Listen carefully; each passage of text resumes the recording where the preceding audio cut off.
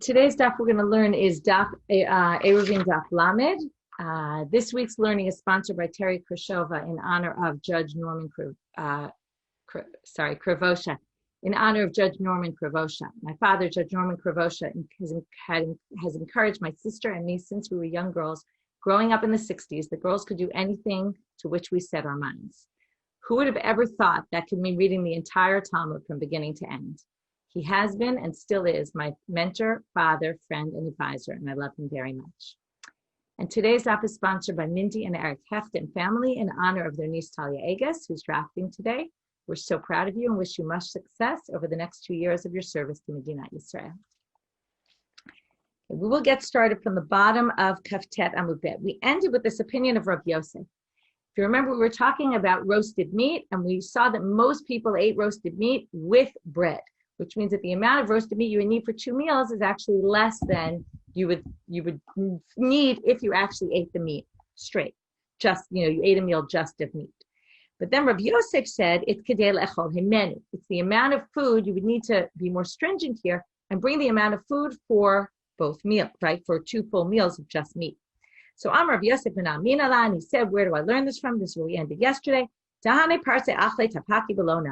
Persians eat their meat like this without bread. Amar le Abaye, I was thinking this is why in Israel, right, there's tons of great bread, right? We always eat lots of bread, right? But other people don't necessarily always eat bread.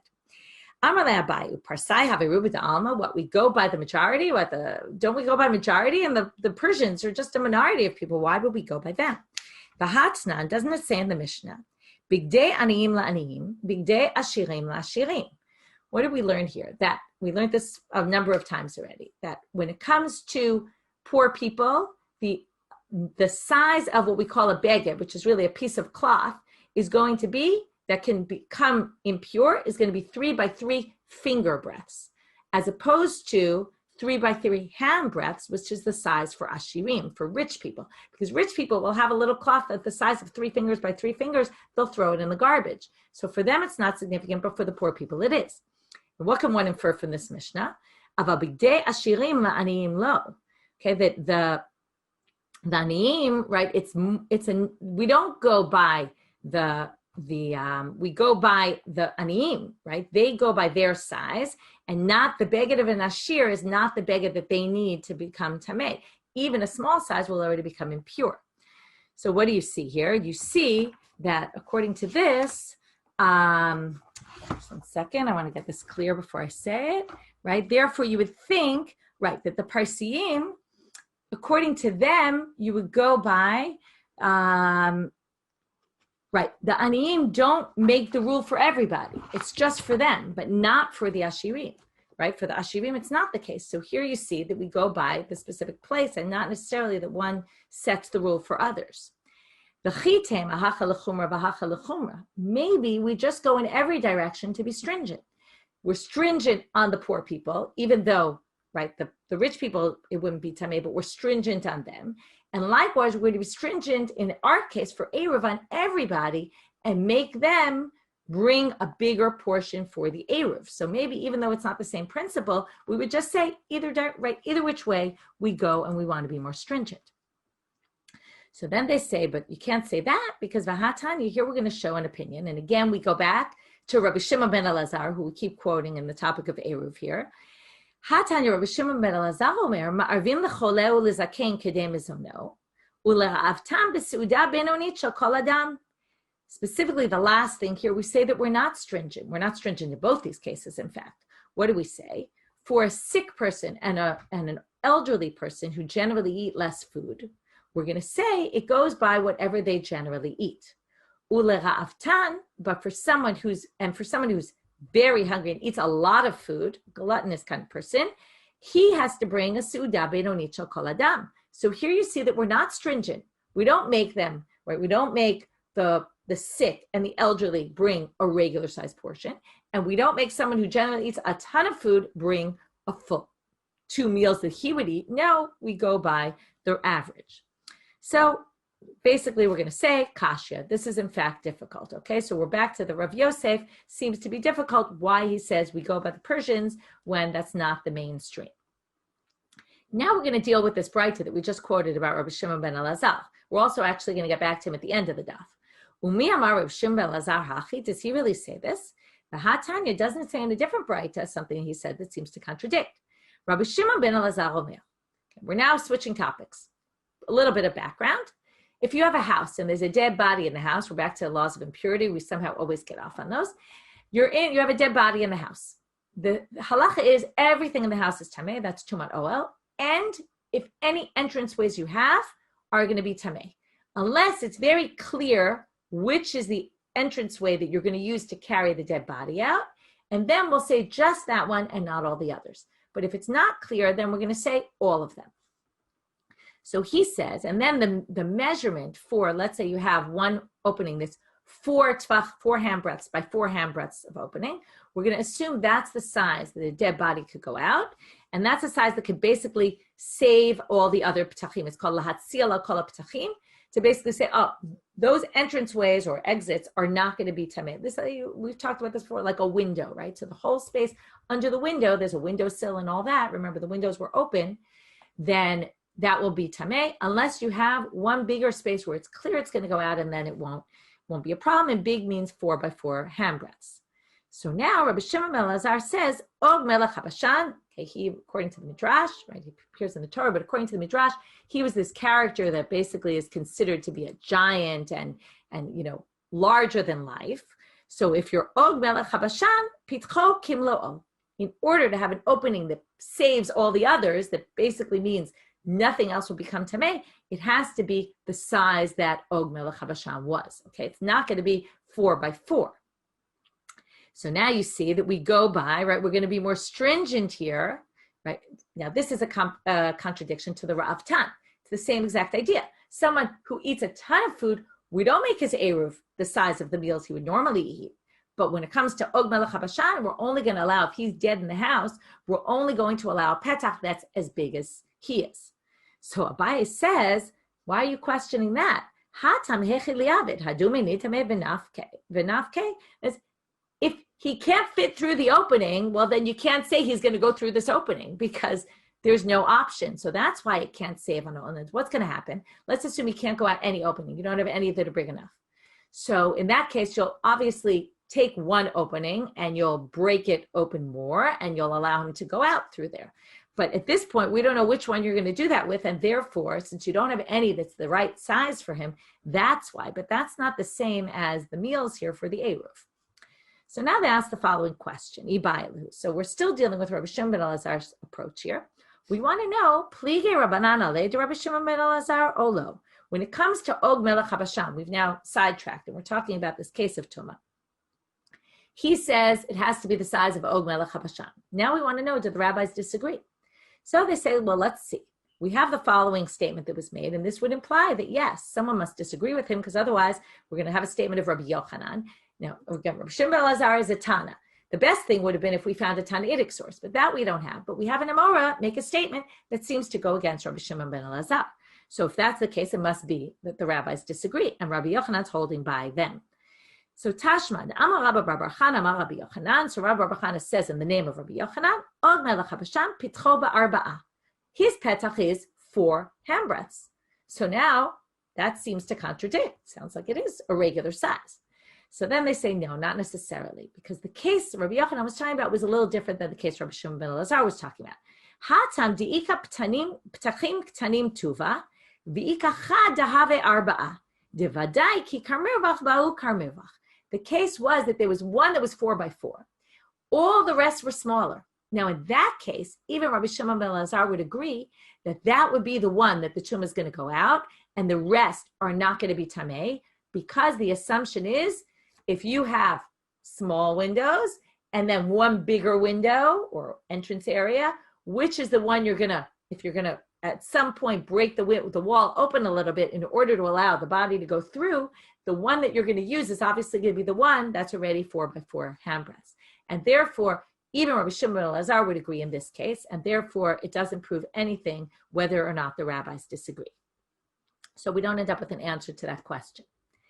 Amar Rav Chia bar Rabba Ashi Amarav. Ma'arvim bebasar chai. We're back to what can you use for an eruv. He says raw meat. We saw this the other day. We saw this yesterday at the end of the daf. There's a debate about this raw meat. We talked about after class a little bit. Maybe it's like a raw flesh where, they like a carpaccio or something like that. Or it could be, they pickled the meat. Somehow it was edible. Some people say that they cooked it partially. We saw this before about the tered chai, that it didn't really mean chai. It didn't really mean raw beets. It meant partially cooked beets. So it could be we mean partially cooked meat, right? We all know there's people who eat meat very rare, and to some other people that looks like it's still alive. So it could be something like that. Amar of Shimi Barchia, Ma'arvim, because the Mefarshim all ask, what do you mean, Basar Chai? Nobody eats raw meat. What are you talking about? So they all try to answer in some way. Amar of Shimi Barchia, Ma'arvim bebeksim chayot. You can use raw eggs. Okay, we know some people do eat raw eggs. Nowadays people are much more careful because of salmonella, but theoretically, one could eat raw eggs. The kama, how many eggs? This seems to be a question about eggs in general, not necessarily if you're eating them raw. Amar Rav Nachman bar Yitzchak achat, Sinai amar shtayim. Okay, Rav Nachman bar Yitzchak says one, Sinai says two. Who's Sinai? Sinai seems to be a nickname for Rav Yosef. There's a famous sugya about Rav Yosef and Rabbah and whether, which one was in Oker Harim and one was Sinai. Sinai means, okay, I'll put it in our terminology. He learned Daf Yomi many times, right? He had the kiyud. He knew all of the Gemara inside out. Halavai, after doing Daf Yomi a number of times, we should remember the Gemara the way he did. And an Oker Harim is someone who delves more in depth and knows how to analyze very well, but not necessarily has the breadth of knowledge. So he says two. I see someone's asking about the items. Tov is asking about what about getting spoiled by leaving them out. Somehow they don't really seem concerned about it. I think this all goes by the theory that whatever is ben hashmashot, like we saw in all sorts of laws of Shabbat, if it's there ben hashmashot, and we're going to get back to ben hashmashot is that time where it's twilight, safek yom, safek laila, we're not sure, is it day, is it night?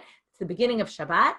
If ben hashmashot, you could have used it, even if maybe it'll spoil later, we don't care. It's ben hashmashot that's the important time. That's what determines for the rest of Shabbat. So basically, again, I'll remind you, I'll also get back to this because we're going to talk about this soon. What you're doing with your Eruv is you're basically saying, I want there to be, right? Again, nowadays when we talk about an Eruv, we've talked about that we put matzah there so it doesn't spoil. So there does seem to be that they would prefer this food not to spoil, but also for matzah, they do it because they want it to last for many, many, many weeks. Okay, if you remember, Rashi, by the way, was talking here about Eruv Tchumin. And not necessarily Eruv Chatzerot. There was a Machloket Rashi Tosh, but what we're talking about today, we're going to actually talk a lot about Tchumin, which again allows you to walk more than 2,000 alma outside the city. The idea being, if you have food there, and today we're going to learn that Beit Shammai has a different approach. You need to have more than just food there. Like symbolic food is not enough. You need your kelim, like anything you might need for Shabbat has to be there for it to work according to Beit Shammai. Because the idea is that you're basically saying, this is where I'm going to be for Shabbat, and you put what you need. But if it's valid at the time Shabbat starts, then that's basically, that sets you for, you're set for Shabbat, even if maybe it would spoil. I also assume that what we call spoiling, they would have eaten, I imagine, right? We're very much more, we live in a different society than they did. They didn't have refrigeration or anything. And things, they might have eaten it at a much more spoiled level than we would eat things. Hanoder min hamazon mutar b'mayim. Okay, if you make a neder, we're now back to the Mishnah, and the next case in the Mishnah, remember the Mishnah brought a few other cases where what we have Maser Sheni, right? Not only Eruv, but for Maser Sheni, what's considered food? And now what about if I say, I take a vow, I'm not going to eat food.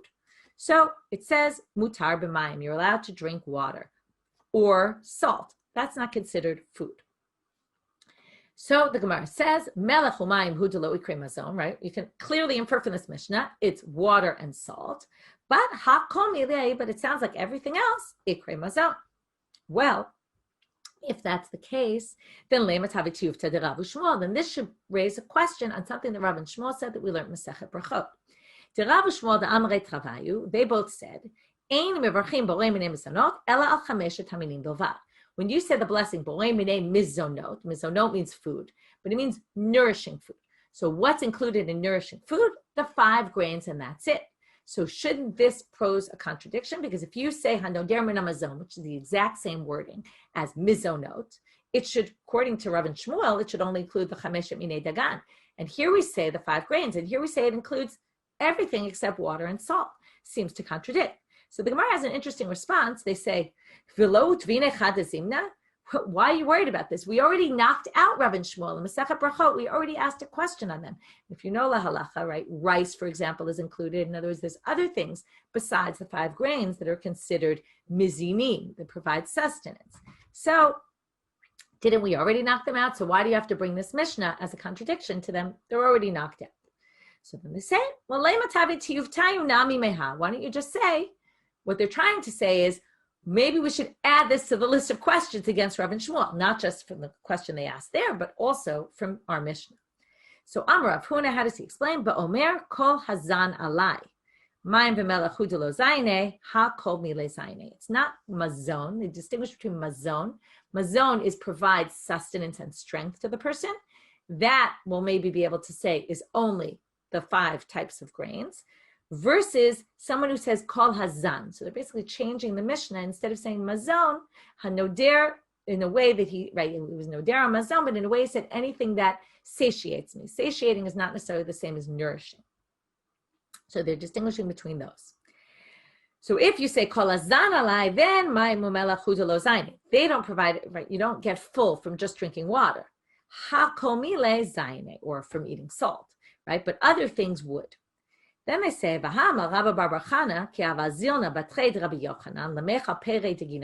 here's a famous story that we already learned, and we'll see it again. Rabbi Bar Chana goes to, he says, when we would go after Rabbi Yochanan, and he would go eat the fruits of ginosar, it's a praise of how amazing the fruits of ginosar were. And here he tells a very exaggerated story to say how amazing the fruits are. He says, when we were 100, we would all take 10 each. We would pick 10 fruits each, which would get to 1,000. If we were 10, that's just simple math. Everyone would pick 100. And each 100 would go into a basket. There was 3 that would fill up 3 se'ah. And he would eat them all. Okay, he would eat all those 1,000 fruits. That's how amazing they were, right? He would just gobble them down. And he would say, and he would say, I swear that I wasn't satiated at all from this. Now, here you see the word zayane, right, which means satiated, which we just explained to me, not nourished, but satiated, meaning I'm full, but not necessarily that I got nourishment from this.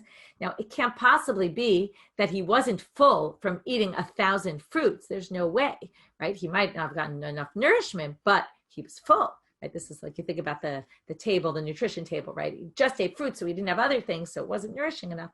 But we see, so how could you say zan is satiated? So ema mizone, change it to mizona, okay? And then what he meant is I wasn't nourished, and it doesn't pose a contradiction. Amar Rav Huna Amar Shmuel. Now we're going to start distinguishing between different ways of saying a vow or a shvu'ah, okay, and how it affects things. If you say, according to Rav Huna, and then we're going to question this opinion of Rav Huna, so remember Rav Huna is the one who says this in the name of Rav, shvu'ah shelo ochal kikar zo ma'arvin loba. If I say, I swear I'm not going to eat this loaf of bread, I'm allowed to use it for my eruv. Why can I use it for my eruv? Because other people can eat it. This goes with the Tanna Kama in our Mishnah, that a Nazir can use wine because other people can eat it. And a Yisrael can use Truma because other people can eat it. So likewise, I can do it. But if I say, Kikar zo alai, now if I vow in the way that says, this loaf is forbidden to me. Now, forbidden to me, alai means I can't benefit from it at all. Now, by doing it, using it as my eruv, isn't that benefit? Okay, right? Because what does it now allow me to do? It allows me to go 2,000 amma outside the city. So if I say, Kikar zo alai, ein ma'arvin loba, according to Rav Huna, I can't get any benefit from that loaf. And therefore, I can't use it for my eruv. Meitive, we're going to see a different approach though. Okay, so now they bring the following source. Hanoder, it's a braita. Hanoder mina kikar ma'arvin loba.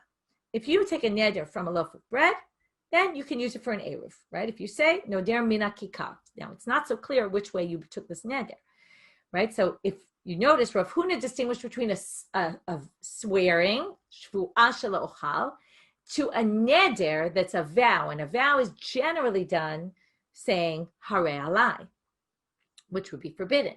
So, my lav amar alai, in which case it says here, you actually can use the eruv. And Rav Huna said you can't do an eruv.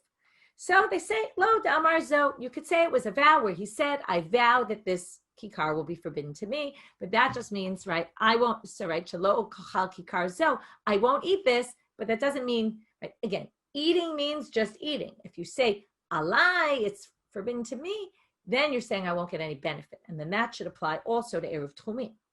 So right now they're going to assume the Braita is in sync, in line with Rav Huna, and it doesn't pose a contradiction. Hachinami mistabra, we can further prove this. Dekatane seifa, as it says in the seifa, ematai bizman she'amar shvuah shelo atem ena. It says, when does this work? And when is it going to be okay, right? Because it said, hanoder min kikar me'arvim bo. You can use it as your eruv. When does that work? When you say, I swear that I'm not going to taste this. So then it clearly sounds like it's relating specifically to food. Aval. Now they're going to say, okay, so the way we understood this Mishnah, the way we understood this Braita means, it's just if you say, hare zo, right? Kikar zo, I'm not going to eat. Well, then, so now the Gemara is saying, okay, so the obvious conclusion is, aval amar alai, my, if you say alai, it's on me, my, hachinami de'em ma'arvim bo. So now what's the obvious conclusion? Like Rav Huna said, that you're not going to be able to do an eruv with it. Ihachi, well, if that's the case, we're now going to say that the continuation of the Mishnah doesn't make sense, and not because something that's said doesn't make sense, but it's going to be from the fact that the Mishnah, okay, I keep calling it the Mishnah by accident, the Braita. The Braita has two parts. It talks about, you can make an eruv on this, which we just explained must be, I swear I'm not going to eat this, versus the second part of the Mishnah where they're going to say, the Braita, where we're going to say, this you can use, this you can't use for eruv, okay? So they're now going to say like this, if there was a distinction between hare zo and hare alai, then you would have expected the Braita to say that as the next line. But instead of saying hare alai you can't use for an eruv, it brings a totally different case that you can't use for an eruv. And therefore they're going to say, since it didn't say hare alai is not, we must assume that the beginning, hanoder, would be any kind of neder, both alai and bo and zo, and then it would make a difference. Okay, so Gita, you're asking about the difference between neder and shvuah. It's a whole topic we're going to get into when we get to nedarim and other cases. I don't want to start now because we just don't have time to get into it. But yes, there's differences, and we'll get to that all later. So now we say, so let's read the continuation. Ihachi aditane, the fact that it says later on, kikar zo hekdesh ein ma'arvin lo ba, lefisha ein ma'arvin behekdeshot. So the continuation says, if you say, now again, it brings this other case. It doesn't say if you say hare alai. It says, if you say this is dedicated to the temple, then you certainly can't use this for your eruv because that's sanctified. You can't use something that's sanctified for your eruv. Okay, and that's what it says. So there, it should have said, it should specify when you say what's that talking about? To amar zo, when you said this, I'm not going to eat this. Aval amar alai ein marvin lo ba, but if you said alai ein marvin lo ba, and it didn't say that, so it's very hard to assume that this Braita really meant that alai you can't do an eruv. In which case, we're back to a question on Rav Huna. So Amar, because this Braita seems to go against Rav Huna. So the Gemara brings Amar lecha Rav Huna. Rav Huna could answer. He's not here to answer, but he could answer. Elamai kol hecha da'amar alai. Elamai kol hecha da'amar alai ma'arvin. So he answers with a question. He says, what are you saying? If you say kol hecha da'amar alai, you want to say you can use that for your eruv? Kasha Reisha. Well, then the Reisha is difficult because what did the Reisha say? Right? The Reisha said, "Hanoder min hakikar ma'arvin lo ba, ematai bizman she'amar shvuah shelo atamena." Remember, the Mishnah said, the Braita said specifically, when you say, "I swear I'm not going to taste it," it's like, right? It's saying, "I'm not going to eat this," not "this is forbidden to me from any pleasure whatsoever." So Rav Huna basically says, you want to understand your way, but your way also doesn't make any sense. So what do they answer? When you have a Braita with an issue, you can say, one of the methods is to say, well, it seems to be missing words. And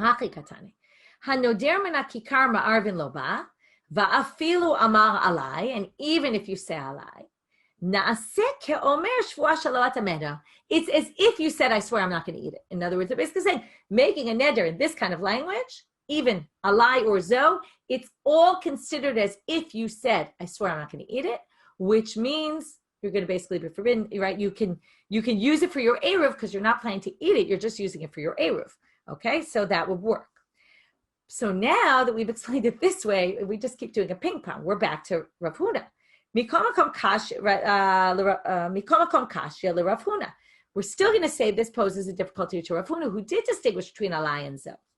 So we're going to answer very simply. When you have a braita that contradicts, one of the ways to say it's not a contradiction is if you bring a different Tana that he holds by.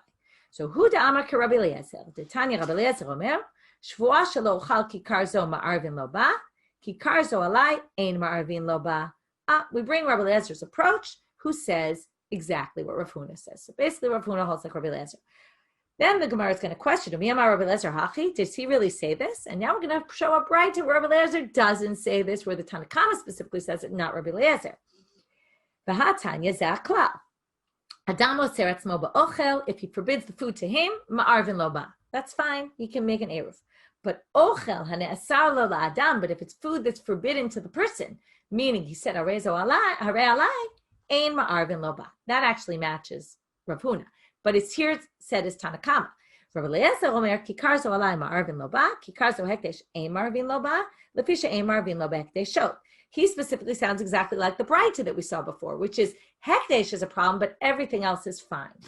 So what do they answer? Another typical answer when you have two sources that one says Rabbi Eliezer says this and the other one says that. We say trei Tanai v'liba to Rabbi Eliezer. There are two different Tanaitic approaches about what Rabbi Eliezer thought. So there's a debate about who said it, but clearly there is a Tanaitic position.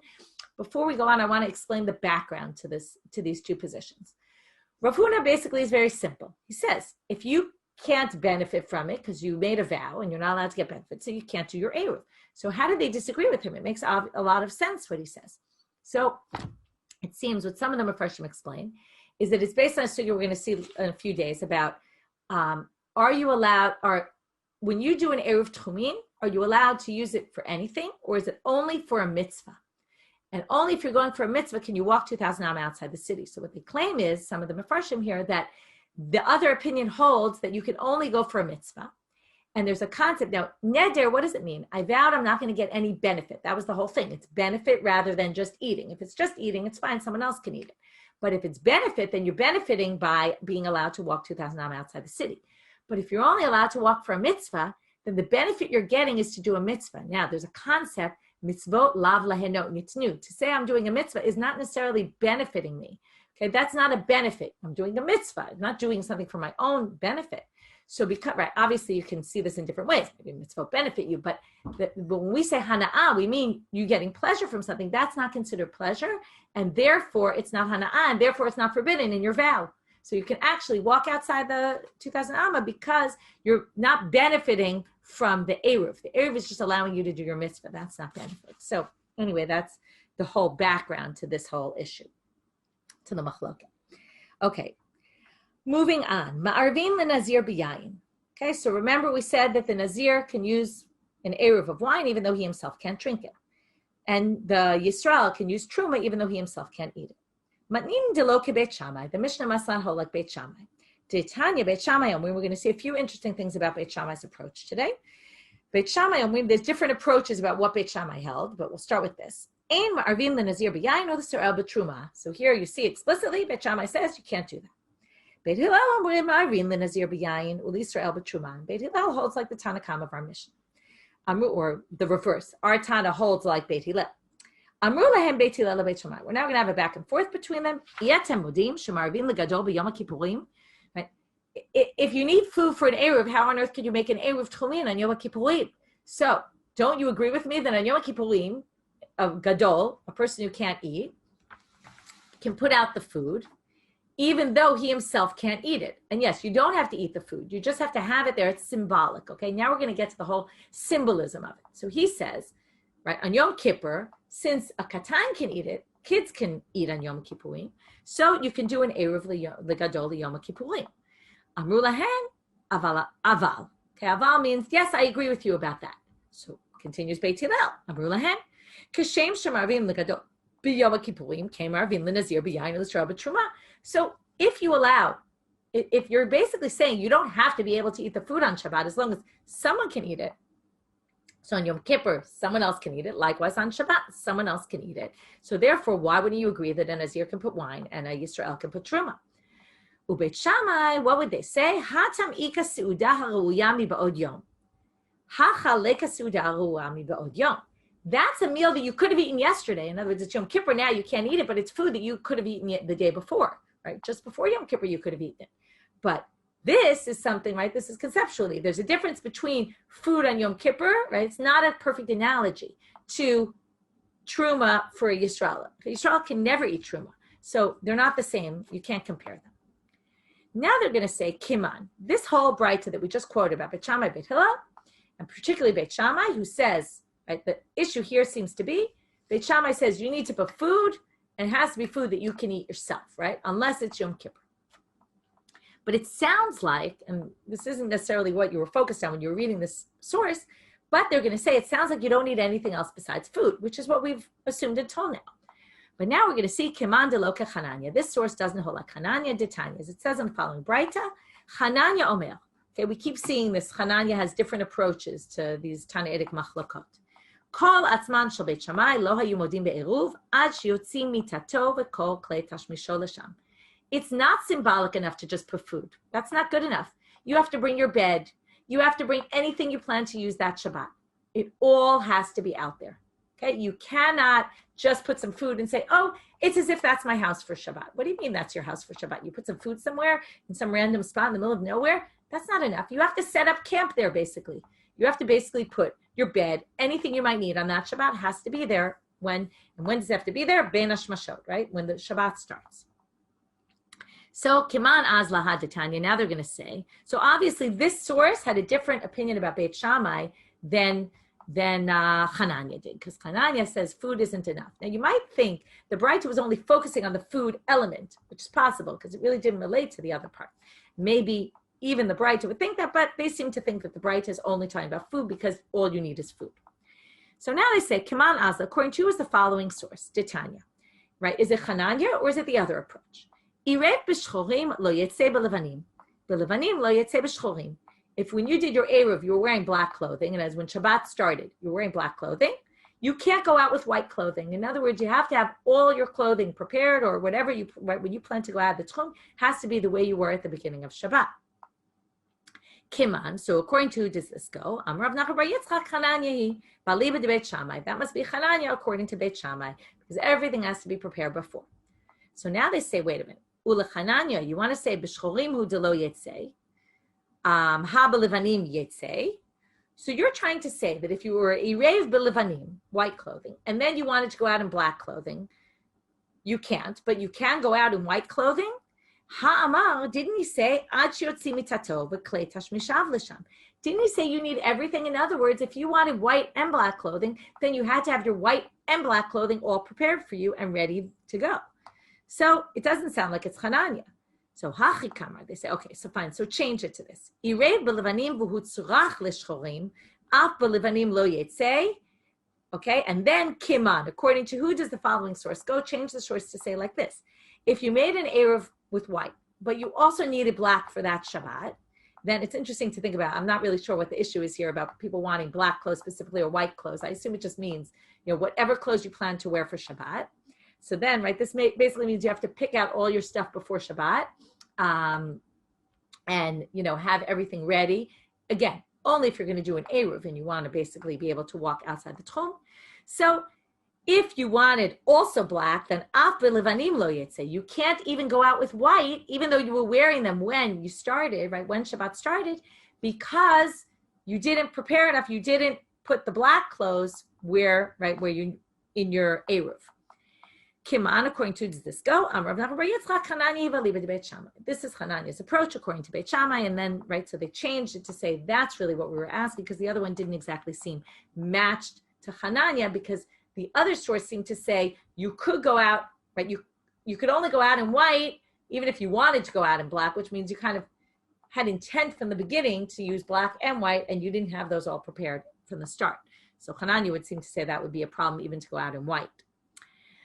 Sumchus omer b'chulin. Now we're going to move on to Sumchus' approach. When we read Sumchus in the Mishnah, we saw that there was something not parallel. Tanakama said the Yisrael can do his Eruv with Truma, and the Nazir can do his Eruv with wine, even though neither of them can eat those food items.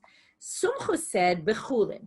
He said a Yisrael can't do Truma, but he didn't say a Nazir can't do wine. So now we're going to have to come up with a distinction. It's not going to be so simple. Sumchus omer b'chulin. So then they say, "Be'ilu l'nazir b'yayin lo palig." Why doesn't he disagree about the Nazir? So my taima, efshar de mitchal nazirute. The reason why the Nazir can put wine out, he doesn't have an issue with that, is because theoretically the Nazir can repeal his Nazirut on Shabbat. If you remember, we ended Masechet Shabbat with this whole sugya about you can get rid of a neder, a vow that you took, and Nazirut is a vow. You vow to be a Nazir. You can get rid of it on Shabbat if it's litzorech Shabbat. Remember, if you want, let's say, you want to drink wine on Shabbat, which for sure would be litzorech, you want to make Kiddush, and you decide, enough of being a Nazir, I want to make Kiddush on Shabbat, you can go to a Chacham and you could say, I want to, and therefore, when you put this food out at the beginning of Shabbat, Ben Hashmashot, it's there, theoretically, at some point in Shabbat, you could drink that wine, because you could get rid of your Nizirut. So, then the Gemara says, "Ihachi truma nami efshar demitzali lafei." I don't know if you knew this, but after you designate fruit to be truma, according to the Gemara here, you can actually undo that. You can take off its truma status and decide, I want to keep that for myself, and I'll take truma from somewhere else. So they say, so you can also do that, in which case you should be allowed, if your truma is out there before Shabbat, theoretically on Shabbat, well, that's going to be the question, can you actually do this on Shabbat? But theoretically, you could go and get rid of the truma. Well, they say it's very nice. You could actually get rid of the truma status, but it's still not going to allow you to eat the fruits. Why not? Well, once you get rid of the truma status, it reverts back to being what we call tevel, which means untithed produce. So now, hadro letivla, it's going to go back and be tevel, in which case you can't fix it. So now they say, well, theoretically, maybe you could fix it ben hashmashot. The issue of ben hashmashot, generally, there was this sense that maybe since it's maybe day, maybe night, if there's derabanan isurim and taking truma to masrot on Shabbat is only asur midarabanan, okay, from the Torah law you can actually separate truma to masrot. So they say v'lifur shalemi makom acher.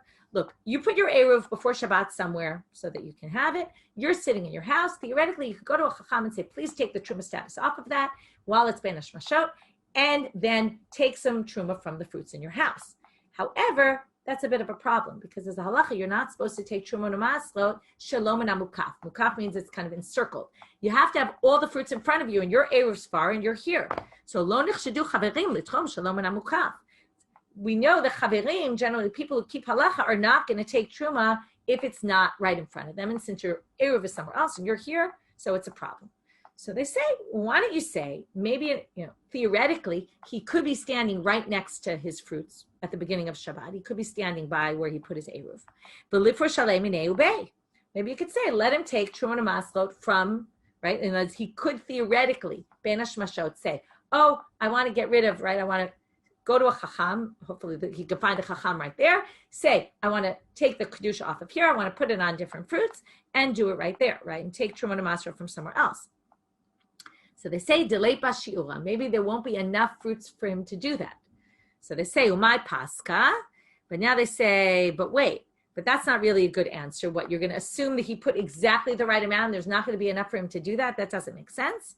So therefore, they need to give a different answer. Ela sumchus savarla kerabanan. Sumchus must hold like the rabbis, to amre, kol davar shu mishum shvut, gazru alav ben hashmashot. The rabbis forbade even derabanan's ben hashmashot. And that's what we know, right? We don't start Shabbat and say, oh, well, it's still twilight and we can do all the isurei derabanan. No, we don't do that. So therefore, you're not allowed to even do truma namas or ben hashmashot, which means even if theoretically you could take off the truma status, it won't help you because the food will all be forbidden for eating till Shabbat ends and you can actually take truma namas. Now they're going to say, and now we're moving to a different issue. Kiman az lahaditnan. Again, it's the same issue, which is the food has to be relevant to you, right? It becomes, how subjective is this? Can it be food anyone else can eat, or can it be food only you can eat, right? It has to be food you can eat. So now they bring the following Mishnah. Yesh amru hakol lefi mashu. Mashu Adam. Okay, it goes by the person. This is a mission that says everything's subjective. What kind of things are subjective? We all know that we learn all the time about requisite shiurim for various things, and it's very clear. It's obviously we end up with lack of clarity. How big is a zayit? How big is a kabetza? What they are exactly, but we know it's a kazayit, it's a kabetza, it's a this, it's a that. But this Mishnah says there's those who say it goes by the person. Melo kumtso mincha. Okay, when you take in the mincha, the Kohen takes his 3 middle fingers and he takes some of the meal offering, the dough, and he takes that and he burns it on the altar. So now the 3 fingers, his 3 fingers may not be the same size as another Kohen's 3 fingers, right? Some people have big fingers, some people have small fingers. So it all goes by, there's no specific requisite amount that we measure. It goes by his fingers. The Kohen takes on Yom Kippurim, the Kohen Gadol takes a handful of ketoret, of incense. So here it says, Meloch Hofnav, again, it goes by the person. Hashotem lo lugmav b'Yom Kippurim. It's forbidden by Torah law to drink a cheekful. Well, a cheekful, right? I have small cheeks, someone else can have big cheeks. That's obviously not the same size. So it goes by the person. Ubemazon shtei seudot le'eruv. And by shtei seudot, it goes by the person. So who does this go? Kiman, who does this go according to? Amar Rabbi Zera, sumchusi. Tamar, my dechazele be'inan. It must be sumchus who says has to be for that person. So therefore, they also make the jump to say it's the same thing for the amounts. Lema pliga to Rabbi Shimon ben Elazar. So now we go back to Rabbi Shimon ben Elazar from the beginning of the daf. He must disagree because what did it say there? Detanya, Rabbi Shimon ben Elazar Omer, ma'arvin lecholel lezaken kedem zono. That actually is specific. But l'ra'avtan besuda beidonit shel kol adam. So it sounds like he disagrees. So they say, Terguma cholev zakan. No, you could still focus on the chole and zaken. That is lafi kol adam. That goes by specifically them, and that matches sumchus. But the Rav Tan, we would say fine. When it comes to, do you have to, if you eat a ton of food, well, then we'll just assume you're average. But there is a specific there per person. Moving on to the Kohen Beit HaPras. Remember, Beit HaPras is a field where there were we think people were buried there. There might be pieces of etzem, the size of bones that are the size of a seorah. Those things are not matame ohel, so it doesn't go up to the heavens, but to the sky. But if you touch it, maga or masa, or carry it, you'll be forbidden. So how does a Kohen go through a Beit HaPras? He blows and walks, and that way we assume that any pieces don't come in contact with him. If there's any little bones there, they'll blow away. Rabbi Yehuda bar Ami Omer. So Rabbi Yehuda bar Ami now says, Mishmei de Rabbi Yehuda Amarav Beit HaPras shenidash tahor. If people trampled on it, then we're going to say it's tahor, because if they stepped on it already, we're going to assume that all the pieces were already broken up into such small pieces that there's no issue at all, because it has to be the size of a barley, which is pretty small actually, but we're going to assume that it's all broken up and it's not even a problem at all. Rabbi Yehuda Omer, after Beit HaKvarot, while I'm with this issue, even in a cemetery, you remember he said you could go in some sort of construction that would protect you, block you from the tumah. So Rabbi Yehuda Omer, after Beit HaKvarot, Tana mipnei she'echol lachutz v'leilech b'shida teva u'migdal. There it goes a little more into details, and it says it, which we already explained there based on this, but that you could go and make a mechitza, basically protect yourself from the tumah if you're a Kohen, in a box or some sort of contraption. Kasavar, they hold that oel zaruk shmei oel. Okay, an oel that can be moved is considered an oel, a movable tent. Right? Normally, you would think a tent is something that's stable; it's in one place. Here, you have something that you can move, and yet we can call it an oel. But we're going to see that it's a machloket ubeplugta dahane tnai, and that's why Tanakama in the Mishnah doesn't agree with Rabbi Yehuda, because they each hold on different sides of this machloket. Titania nichnas la'eretz ha'amim. The rabbis will go there on chutz la'aretz that it's tameh, and people, the kohanim, have to be wary of going into eretz ha'amim. But if you go in b'shida teva u'migdal, Rabbi mitameh, Rabbi Yossi, Rabbi Yehuda mitaher. Rebbe says it's a problem, but Rabbi Yossi, Rabbi Yehuda says he's mitaher, it's okay. B'mai kamiflige, what's the root of the machloket? Mar savar ol zaruk shmei oel, umar savar ol zaruk.